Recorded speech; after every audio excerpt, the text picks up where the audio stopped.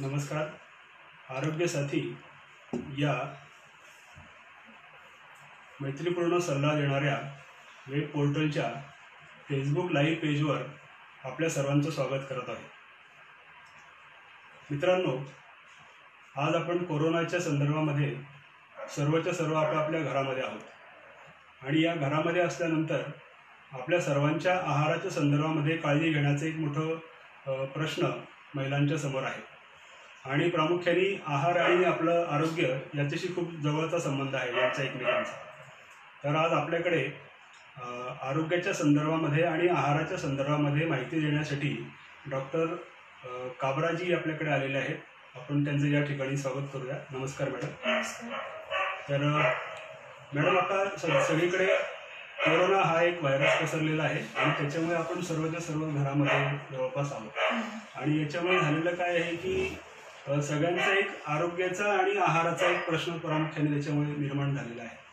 तर मला तुम्ही प्रामुख्याने असं सांगा की घरामध्ये असल्यानंतर एक साधारणपणे खाण्याचं जे प्रमाण असतं म्हणजे लहान मुलांचं आहे, महिलांचं आहे, पुरुषांचं आहे किंवा वृद्धांचं आहे, यांचं एक साधारणपणे खाण्याचं प्रमाण किंवा त्यांनी आहार किती प्रमाणात घेतला पाहिजे, त्याचं प्रमाण नेमकं कसं असलं पाहिजे याविषयी तुम्ही आमच्या प्रेक्षकांना थोडंसं मार्गदर्शन करा. नक्कीच. नमस्कार. आपला आहार नॉर्मली आपण आहार जो आपला असतो तो त्याच्याबद्दल आपण कारण की रोजच जेवण असतं. जेवण हे नेहमी आपण किती करतो, काय करतो याचा अंदाज आपल्याला नसतो.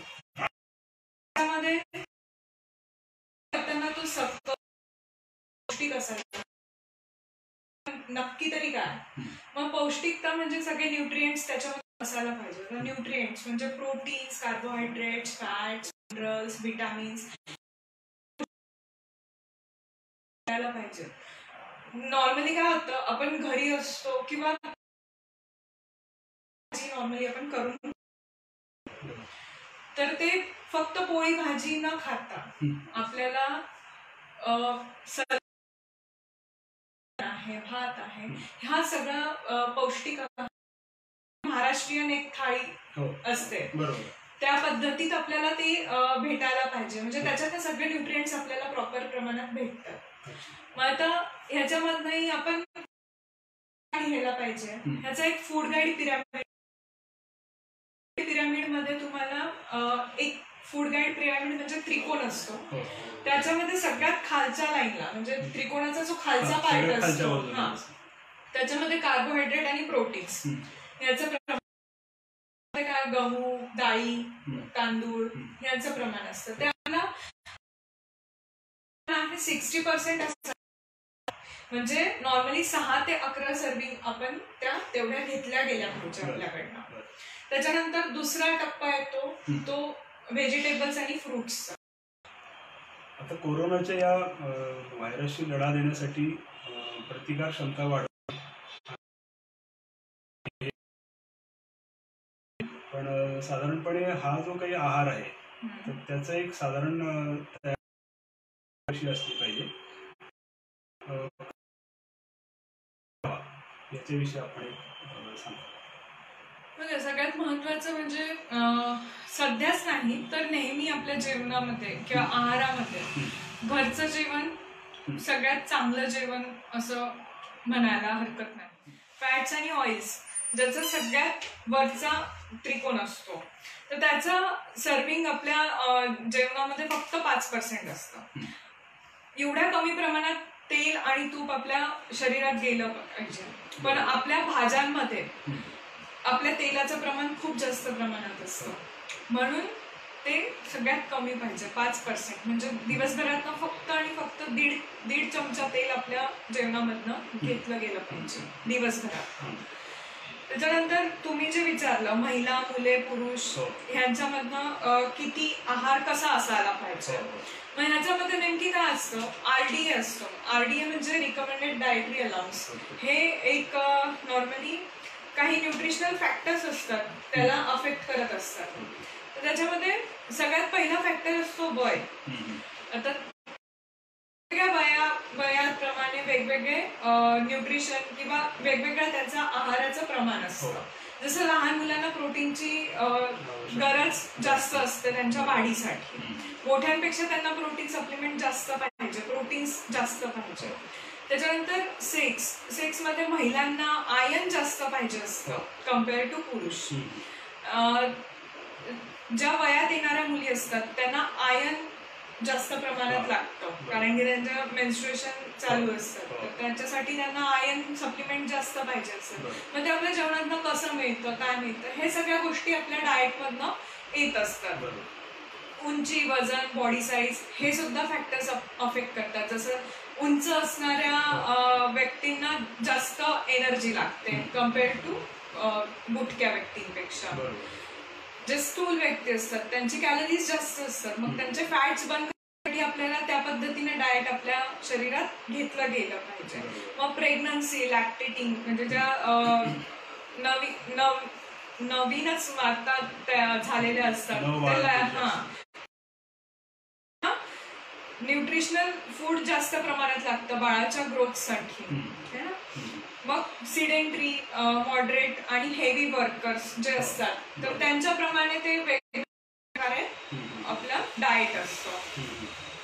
आणि सगळ्यात वृद्ध जे माणसं असतात म्हणजे वयाच्या 65 नंतर तुमचे जे नॉर्मली ह्या वयात लोकांना भूक लागत नाही किंवा भूक लागते पण अन्न पचत नाही, तर त्यांना थोड्या थोड्या प्रमाणात थोड्या वेळाने त्यांनी डाएट घेतलं गेलं पाहिजे. हलकं जेवण त्यांनी हलकं जेवण. आता मगाशी आपण उत्तर देताना सांगितलं की महिला, पुरुष आणि मुलांचं लिंक ओपन नाही होते मला. महिला आणि मुलांच्या संदर्भामध्ये आपण सांगितलं, पण साधारणपणे जी लहान मुलं असतात म्हणजे आता एक उपप्रश्न त्याच्यामध्ये आहे की लहान मुलं जी असतात ती खूप एनर्जेटिक असतात आणि त्यांच्या म्हणजे पुढे धावपळणं आहे किंवा घरात खेळणं आहे अशा पद्धतीने खूप काही गोष्टी सुरू असतात. तर मग लहान मुलांसाठीच्या आहार त्यांचा तो आईने कसं त्याच्या सगळ्या गोष्टी त्याला पुरवल्या पाहिजे त्याविषयी जरा आता सगळ्यात महत्वाची गोष्ट, लहान मुलं खूप हायपर ऍक्टिव्ह असतात, ओव्हर ऍक्टिव्ह असतात, भरपूर जास्त, एकाग्रता खूप कमी असते. सगळ्यात महत्वाचं काय असतं की pizza, burger, junk food, chocolate खाण्याचं प्रमाण जास्त असतं. तर ह्या सगळ्या गोष्टी आपण कमी करायला पाहिजे. नॉर्मली काय असतं, घरातल्या ज्या महिला असतात त्यांनाच मेनली असं असतं की बाबा जेवण करायचा कंटाळा, म्हणजे बनवायचा कंटाळा नॉर्मली असतो, सॉरी टू से, बट ह्या गोष्टी असतात. आणि नॉर्मली आताची आपली जी फॅकल्टी आहे ती अशी आहे की आपण प्रत्येक आठवड्याला बाहेर जाऊन जेवण करतो आणि त्यामुळे ती मुलांना सवय झालेली असते की पिझ्झा खायचाय, बर्गर खायचंय, घरी मॅगी बनवून खायची आहे. गोष्टी आपण टाळून पौष्टिक आहार मुलांना द्यायला. मग पौष्टिक आहार बदाम भिजवून त्यांना द्यायला पाहिजे. बदाम, खडीसाखर आणि शोप यांचं एक मिश्रण तयार करून तुम्ही डब्यामध्ये भरून ठेवलं, जसं आपण शोप खातो जेवणानंतर तसं मुखवास पद्धतीने आपण ते खाऊ शकतो. तर त्याच्याने मुलांची बुद्धिमत्ता पण वाढते, बौद्धिक लेवल पण वाढते, सोबतच त्यांच्या डोळ्यांचा चष्म्याचा नंबर कमी होतो. कारण की हल्ली मुलांना चष्मे खूप लवकर लागतात, टीव्ही, मोबाईल आणि लॅपटॉपमुळे खूप जास्त लवकर त्यांना चष्मा लागतो. तर त्यामुळे ह्या गोष्टीने त्यांचा चष्म्याचा नंबरही कमी व्हायला मदत होईल. त्याच्यानंतर व्यायामाची सवय लावून घेणे खूप गरजेचे आहे, कारण की आजकालचे मुलं हायपर ऍक्टिव्ह सोबत ओव्हर ओबेसिटी पण आहे, ओबीस पण आहे. तर त्यामुळे त्यांना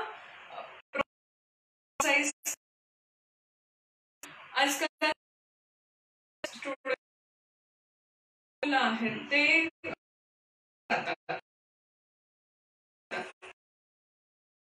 फक्त प्रोटीनवरच आपण भर द्यायचा का, त्याच्यासोबत दुसऱ्या गोष्टीही, दुसरे न्यूट्रिशन्स पण आपल्याला गरजेचे समजून घ्यायला पाहिजे. फक्त प्रोटीनवरतीच त्यांनी आणि सप्लिमेंट्स किती प्रमाणात घ्यायला त्याला एक मर्यादा असते. तर ती बघून घ्यायला पाहिजे. नॉर्मली काय असतं, जिम मध्ये आपण जातो आणि नॉर्मली प्रोव्हाइड करतात, तर ते सप्लिमेंट्स न घेता जेवणामधनही आपल्याला सगळ्या गोष्टी भेटतात.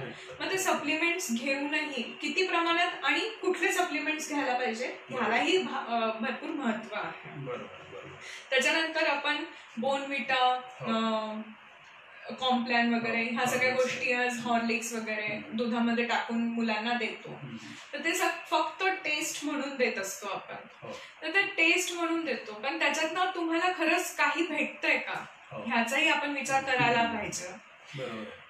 त्यासाठी तुम्हाला सगळ्यात महत्वाची गोष्ट म्हणजे बोर्नव्हिटा वगैरे न वापरता किंवा मग बदामचं जे मी मिश्रण सांगितलं तेही तुम्ही दुधामध्ये टाकून घेऊ शकतात. तुळशीयुक्त दूधही तुम्ही देऊ शकतात, ज्याच्याने इम्युनिटी रोगप्रतिकार शक्ती मुलांची वाढायला मदत होते. सुंठ आणि तुळस टाकूनही तुम्ही दूध मुलांना देऊ शकतात आणि तेही ते आवडीने घेतील, नाही घेणार असं नाही, पण आपण फक्त करून द्यायला पाहिजे. याच्याने त्यांची शारीरिक वाढ होईल. सोबतच म्हणजे नाचणीचं जे सत्व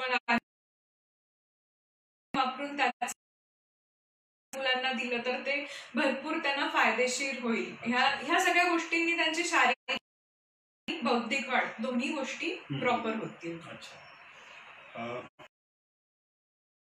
पसरलेला आहे याच्यामध्ये म्हणजे उपचार आता सध्या कुठला आपल्याकडे उपलब्ध नाहीये, म्हणजे लस या प्रमाणात काही उपलब्ध नाहीये.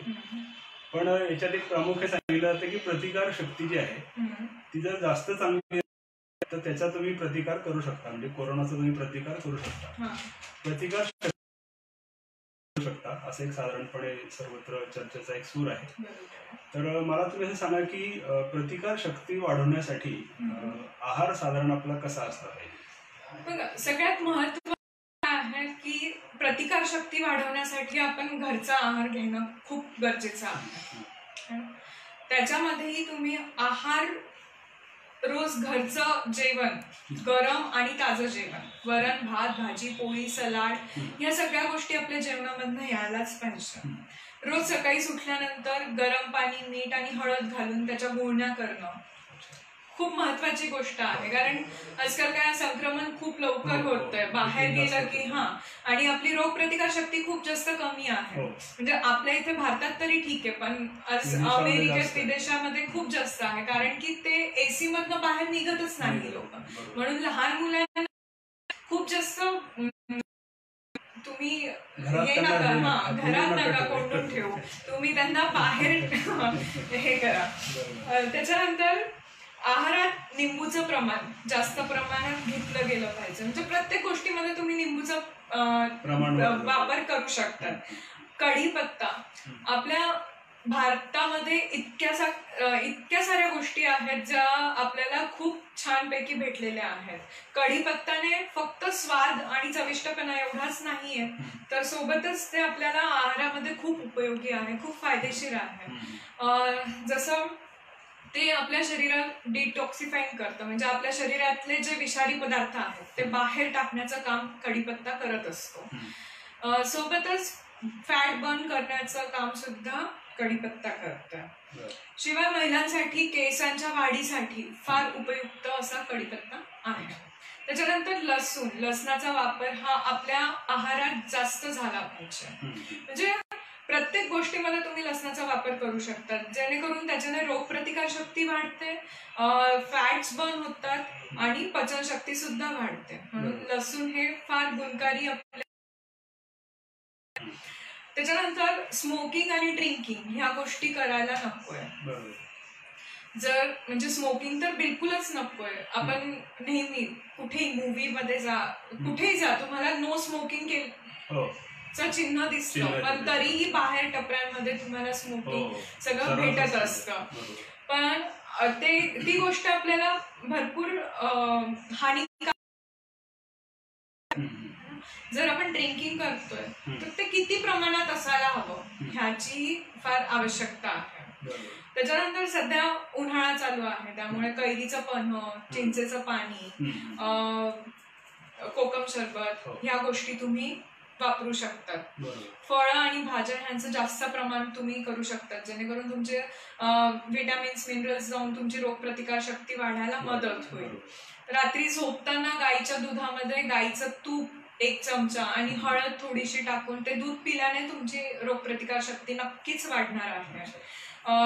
सोबतच फ्रीज मधलं पाणी, फ्रीज मधले ठेवलेले पदार्थ, आपण काय करतो, म्हणजे भाजी उरली आहे ती फ्रीज मध्ये ठेवली आणि त्याच्यानंतर ती काढून परत खातोय, या सगळ्या गोष्टी चुकीच्या आहे. हे आपल्याला कळतं, म्हणजे नॉर्मली कळत असतं, पण ते आपण करत नाही. ह्या सगळ्या गोष्टी करायला पाहिजे.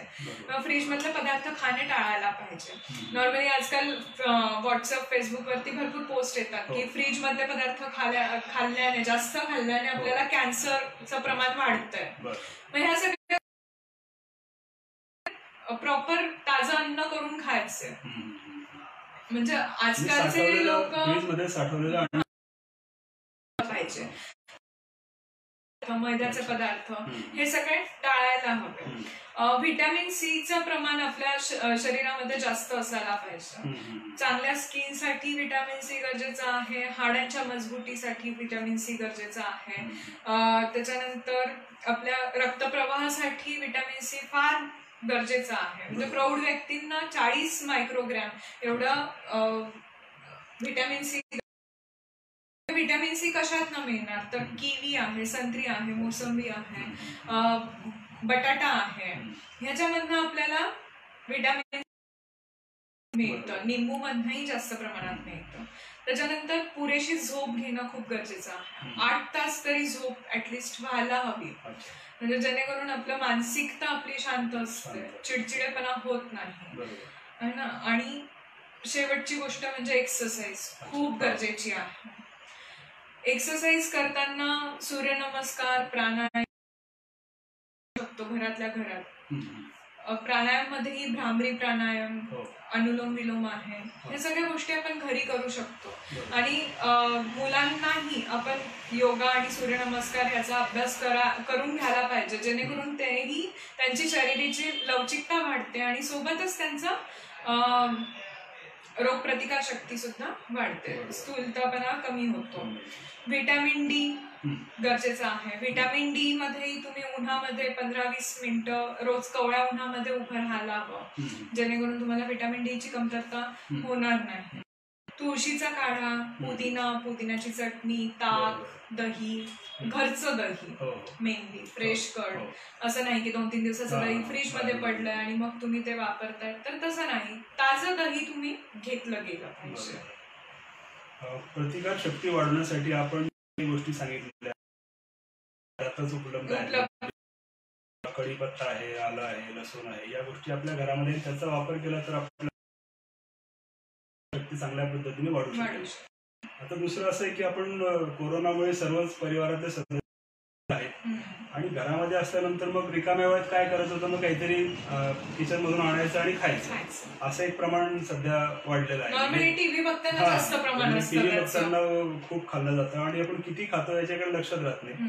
तर साधारण ही खाण्याची जी सवय आहे त्याच्या शरीरावरती कुठल्या प्रकारचे दुष्परिणाम होतात किंवा काय परिणाम त्याचे आपल्या शरीरावर होतात? सगळ्यात महत्वाचं, जर सतत खात राहिल्याने फक्त ओबेसिटी जास्त वाढते, हे सगळ्यात महत्वाचं कारण. स्थूलपणा आहे, प्रचंड प्रमाणात दिसून येतो ओबेसिटी, हीच सतत खात राहिल्यामुळे होतं. आणि तेही नॉर्मली तुम्ही काय, आता जर समजा तुम्ही पौष्टिक आहार घेतात, आता तुम्ही घरी प्रत्येक 3 तासानंतर 4 तासानंतर थोडं थोडं तुम्ही 4 वेळेस आहार तुम्ही सोबत घ्या, तर हे सगळ्यात गरजेचं आहे. आता टीव्ही बघताना नॉर्मली काय होतं, चिप्स आहे, फ्राईज आहे, शेव आहे, चिवडा आहे, फरसाण आहे, ह्या पद्धतीने आपण ह्या गोष्टी खात असतो. तर ह्या गोष्टी खाणं आपण टाळायला पाहिजे. तळलेले पदार्थ मेनली खायला टाळले पाहिजे. त्यामुळे पाहिजे, ज्याच्यामध्ये आपण जसं मोड आलेले कडधान्यांची उसळ आहे, हो. राजगिऱ्याचे लाडू आहे. म्हणजे टाइमपास म्हणून तुम्हाला खायचंच आहे तर ह्या गोष्टी तुम्ही नक्कीच खाऊ शकता. बरोबर. त्यामुळे घरात आहोतच आणि खाण्याचं प्रमाण सुद्धा एक प्रकारे वाढलेलं आहे. आणि त्याचा दुसरा एक परिणाम असा होतोय की पचनक्रिया मंदावण्याची भीती एक प्रकारे वाढलेली आहे, किंवा मग अपचन होत आहे किंवा ऍसिडिटी वाढते, यासारखे एक प्रकार आणखी सुरू झालेले आहे. तर मग अशा या काळामध्ये आहार नेमका कसा घेतला पाहिजे आणि त्याचं हे प्रमाण साधारण कसं असलं पाहिजे याच्याविषयी. मी जसं सांगितलं तुम्हाला की दिवसातनं 3 ते 4 वेळेस थोडं थोडं करून तुम्ही खायला पाहिजे. तर त्या पद्धतीने पौष्टिक सकस आहार घेतला गेला पाहिजे. जर तुम्हाला कधी भूक लागतेच आहे तर जसं मी कडधान्यांची उसळ आहे किंवा थोड्या प्रमाणात तुम्ही भाजलेले त्याच्यासोबत गूळ खाऊ शकता, किंवा मग तुम्ही फुटाणे थोडेसे खाऊ शकता, खाऊ शकतात जर तुम्हाला भूक जास्तच लागत आहे. नॉर्मली काय होतं, आपण रिकामे बसलेले असतो तर भूक जास्तच लागते, हे असतं. त्यामध्येही आपण काय काय घेतलं पाहिजे आणि काय काय नाही, किंवा मग तुम्ही साळीच्या लाह्या सुद्धा तुमच्या आहारातनं तुम्ही घेऊ शकता. त्याच्यानंतर पोह्याचा चिवडा, मुरमुऱ्याचा चिवडा, भाजलेला चिवडा तुम्ही घरी बनवून ठेवू शकता, जेणेकरून बसल्या तुम्ही ते खाऊ शकता. पण टीव्ही बघताना मेनली खाणं टाळायला पाहिजे. तर आता प्रामुख्याने घरामध्ये ज्या महिला आहेत त्या दिवसभर साधारणपणे सकाळपासून त्यांचं काम सुरू होतं, रात्री उशिरापर्यंत त्यांच्या वेगवेगळ्या पद्धतीची कामं सुरू असतात. आणि सध्या सर्व परिवारातले सदस्य घरात असल्यामुळे त्यांचं कामाचं प्रमाण सुद्धा वाढलेलं आहे. तर एरवी पण महिलांचा आहार साधारण पौष्टिकतेच्या दृष्टिकोनातून विचारते मी, कारण त्यांचे शारीरिक श्रम भरपूर प्रमाणात होत असतात. साधारणपणे प्रमाण कसं असलं पाहिजे, म्हणजे सकाळपासून तर संध्याकाळपर्यंतचं साधारण. सगळ्यात महत्वाचं आहे आपल्याकडे सर ती आहे की महिला पूर्ण घराची काळजी घेतात पण स्वतःची काळजी मात्र कधीच घेत नाही. तर त्यांनी माझी अशी नम्र विनंती आहे महिलांना की त्यांनी सगळ्याच घरामध्ये होतं की माझी नम्र विनंती आहे की त्यांनी लक्ष दिलं पाहिजे. नॉर्मली काय करतात, सकाळच्या सुरुवात आपण करतो ते सगळ्यांसाठी बनवतात, पण जर तो उरला तर मग तो स्वतःच्या पोटात जातो, नाहीतर बिलकुलही ते घेत नाही. मग तसंच उपाशी राहून मग दुपारी जेवण, सगळ्यांचं जेवण झाल्यानंतर त्याच्यामध्येही जे उरलेले पदार्थ किंवा थंड रात्रीचा वाचलेला पदार्थ असतो तर तो जास्त शिळा महिलांच्या गुणामध्ये समाविष्ट आहे. तर त्यामुळे ह्या गोष्टी त्यांनी टाळल्या पाहिजे. आणि जे उरलेले पदार्थ असतात, म्हणजे जसं आता थोडीशी भाजी वाचली आहे कारण की एक पोळी उरली आहे, म्हणजे ही वाया जाणार आहे, आपल्याला असं न करता, म्हणजे ह्याच्याने फक्त ओबेसिटी वाढते, महिलांमध्ये स्थूलपणा वाढत असतो. तर ह्यासाठी त्यांनी ह्या गोष्टी टाळायला पाहिजे. त्याच्यानंतर आजकालच्या महिलांमध्ये नॉर्मली ऑस्टिओपोरोसिस, ऑस्टिओआर्थरायटिस, हाडांचे जे विकार आहेत जास्त, तर ह्या गोष्टी का दिसतात, कारण की महिला दूध कधीही घेत नाही. म्हणजे नागलीचं पीठ आणि ज्वारीचं पीठ हे दोन्ही एकत्र करून तुम्ही त्याचे बनवून तुम्ही घेऊ शकता. खूप चांगल्या पौष्टिक ही अशी गोष्ट आहे. थालीपीठ म्हणजे जसं सर्व म्हणजे तुम्ही पीठ दळून ठेवायचं आणि त्याचं तुम्ही थालीपीठ बनवून टाइप ऑफ पिझ्झा मध्ये सर्विंग तुम्ही मुलांना देऊ शकतात. म्हणजे मुलंही आवडीने नवीन काहीतरी गोष्ट खातात.